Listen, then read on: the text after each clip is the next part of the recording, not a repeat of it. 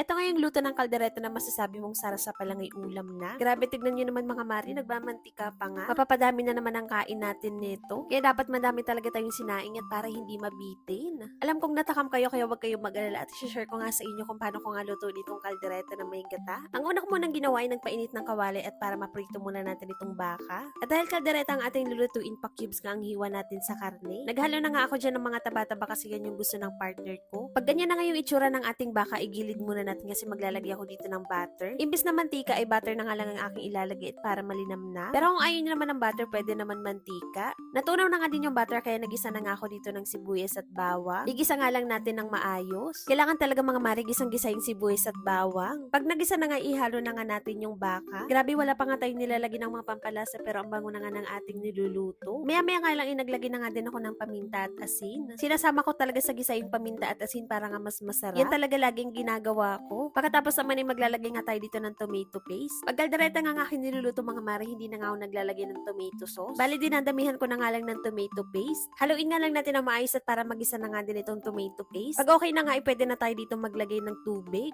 Bali mainit na tubig na nga lang ang aking nilagay para nga mabilis kumulo. Bago nga natin tutakpan, titimplahan ko nga muna ng beef cubes. Maglalagay nga tayo dito ng isang peraso tapos nagdagdag pa nga ako ng paminta at patis. Bali konting patis lang muna yung nilagay ko. Pag kulang nga sa alat ay magdadagdag na nga lang ako mamaya. Haluin lang natin saglit mga mare, tapos maglalagay tayo dito ng isang latang liver spread. Sabi ko naman ay kalahati lang pero nga wala akong paggagamitan kaya inubos ko na lang. Huwag kayong maglala kasi magpapasarap din naman yung liver spread. Natimplahan na nga natin kaya haluin ng maayos at para nga matakpan na natin. Dito naman sa kabilang kawali mga mare, maglagay nga lang tayo dito ng mantika at para maprito natin yung carrots at patatas. Para nga mamaya pag ilalagay na nga natin sa kaldereta ay hindi madudurog itong patatas at carrot. At para hindi na din mabilis mapanis ang ating kaldereta. Pag ganyan na nga ay okay na yan, tanggalin na nga natin at baka masunog pa.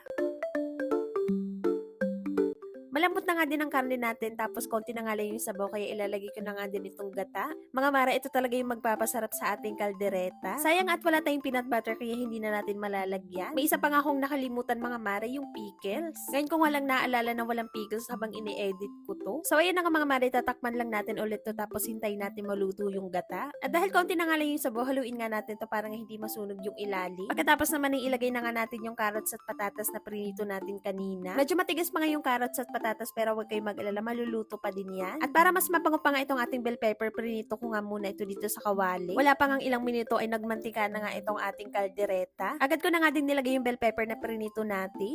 Grabe, tignan nyo naman mga mare. Talagang mapapadami ang kanin natin pag ganito yung ulam. Wala mo ng diet at sure akong mapapadami tayo dito ng kanin. Sakto naman at nagugutom na ako kaya napasandok na nga agad. Kita nyo naman mga mare, sarasa pa lang ay ulam na.